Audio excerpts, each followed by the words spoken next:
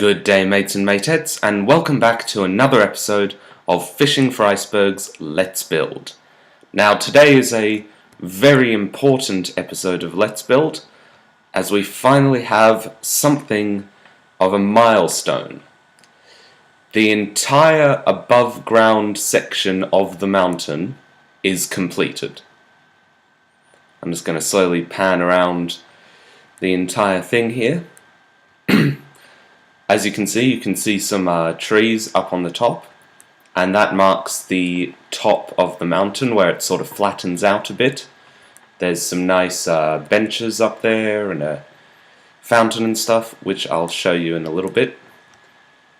And now that we're over here, that's the front entrance, and I'm just going to go in here because this little outcrop here is just a new thing. It's something which I added onto this side of the build because I thought it was a bit bare, this mountainside. I have plans to add in a couple of other things lower down, but that requires a bit more terrain modification. But for now, if we just head inside here, this passageway comes along and it comes to this tower. Now this tower is one of the two that branch off the upper level corridors that I showed you the base of last episode. So you can see, we come out over here and we can see over the edge of the mountain. And here is the finished top. Now, it's got these cobblestone half-block paths running around it. And there's benches like this spread around. These lampposts provide light. And the trees are all either spruce or birch trees, just because they contrast with each other and end up making the whole thing look very nice. Now, on top of the towers, which are all around, there is also this flagpole here with the official flag of this castle, as well as the chimneys, which are made out in brick, like nether brick and stone brick blocks and stairs. And with this covering at the top and these iron grates, they cannot be entered, but they also provide a shelter for the rain. Now if we come around here, we see this building here. Now this building is the entryway to the lower parts of the build, like just the sort of standard entryway. There is also this fountain here, and right here we have this greenhouse, just with glass and plenty of plants. Every single plant in the game, like besides the trees, is represented in this room. If we head outside again, I will head into this building, where there is this small barracks area. However, instead of being for soldiers, I imagine that this barracks would be for the gardeners who tend the greenhouse and the top of the mountain area. Now if we head back out, there is still some more to see on the top of this build. The two higher towers both have entrances to them on this level, and they head downwards and upwards. Now, downwards there isn't anything in them so far, but upwards I've put in all of the barracks-style areas, which are for the people who are the next shift of guards for this tower. Now, if we come over to the main tower here, there is a small bridgeway here, which connects to this level, which is yet to be filled, but if we head down one level, there is this large bathroom area, which people would be able to use. Heading back up the tower, we also get to the larger barracks, which serves the sentries for the top of the tower, as well as for all of the guards who patrol this garden area. Now on top of this tower is also the signal flare for the entire structure. If I flick this lever here, a piston activates pushing up an iron block, which activates the beacon at the top of this structure. I'll just turn that off because otherwise we're going to have annoying particle effects. And and another thing to note is that while the other chimney is completely enclosed, this chimney has this gap here, which you could say is like a broken piece of chain link, but because it's so far above the ground, nobody ever goes to look and find out that there is actually this ladder. And now this ladder connects at some point in this wall to these secret passageways. Of course, I can't tell where that is from the outside. Now if we just head down into the structure, you can see that there's this stairway here, and it just goes down into the main part. It reaches this cross section here, which is the path which leads to both the area on top of the Great Hall and the area I showed you earlier, as well as having the two higher towers. However, added on to this section on top of this on-duty guards barracks is another off-duty or servants barracks, which is just here, with quite a sizable number of beds. If these are guards, they would again service the towers and the top garden area.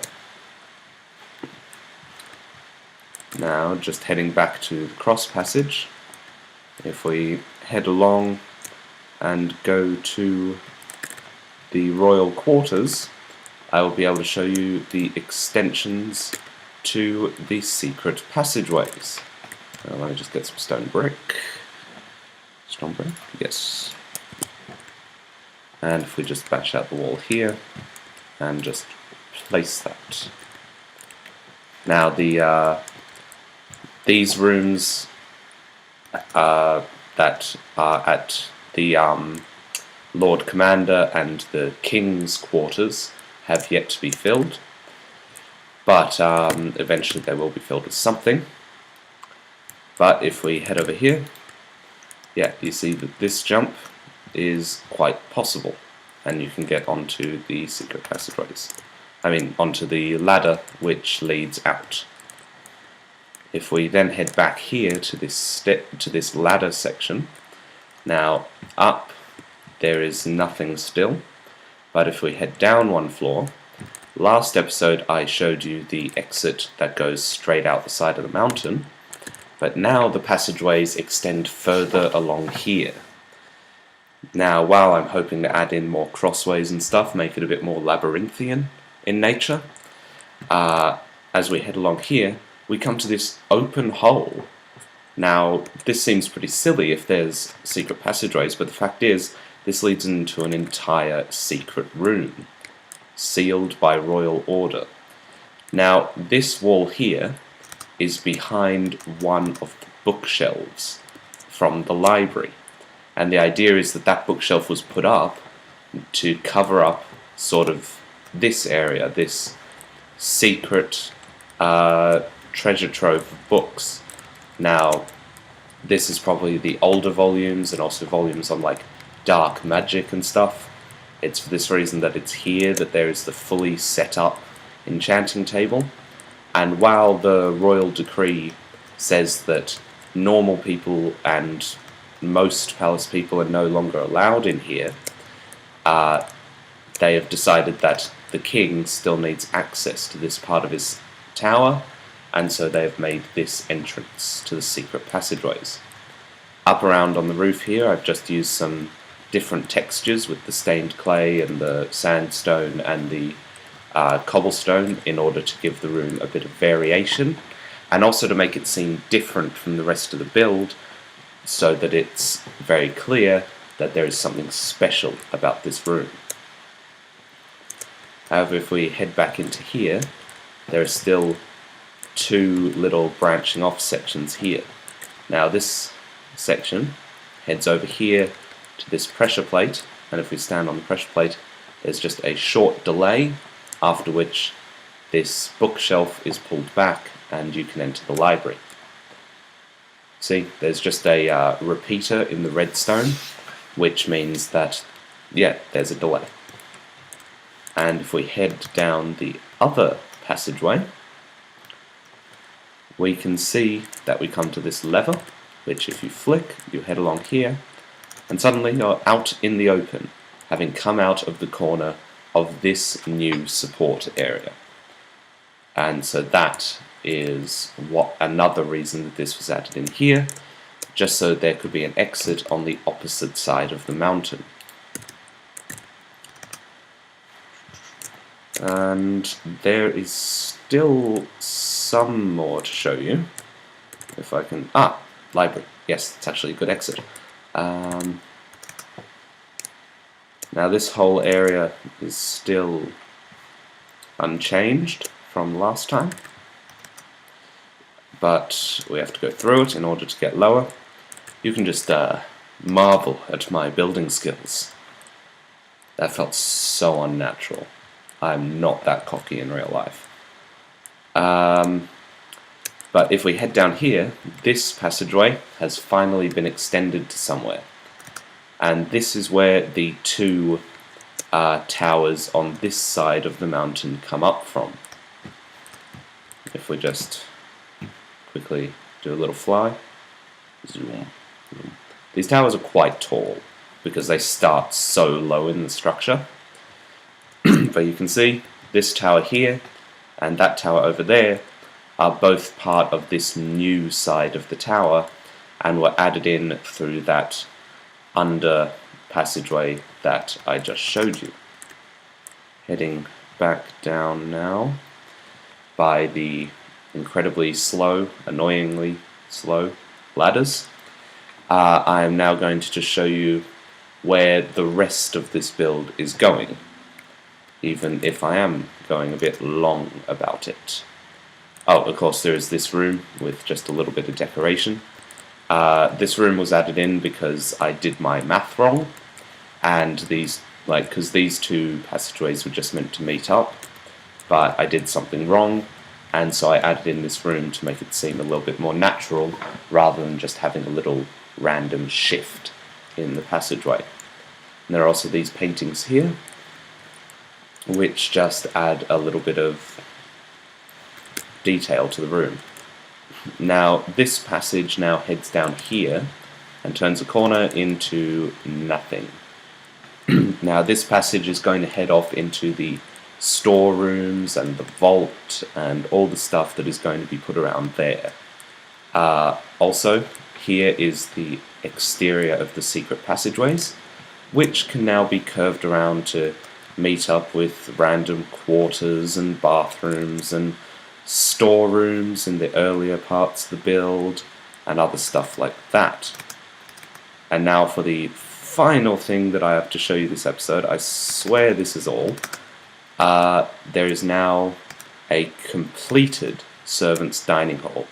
Now you'll notice that this is much more cramped than the dining hall for the nobles, but that's because servants are less important. So yeah. And that is all we have time for, and all I have to show off this episode. If you have liked what you've seen, or like this series, just please press all the appropriate buttons that appear around your screen. And I guess I'll see you next time, where I hope to be doing something. Anyway, this is the view from above, and with that, I'm going to wish you all a nice day.